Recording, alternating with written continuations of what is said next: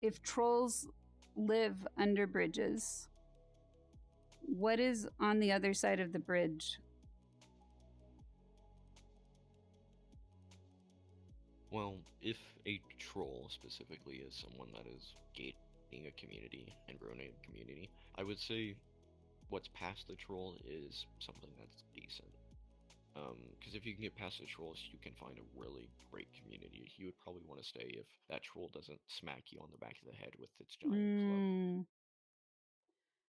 Oh, that's a new one. You would Okay. probably see it as worth it to go from one side to another. If there's less trolls, less problems, you would cross a bridge that doesn't have a troll under it more likely than try to cross a bridge with a troll on it.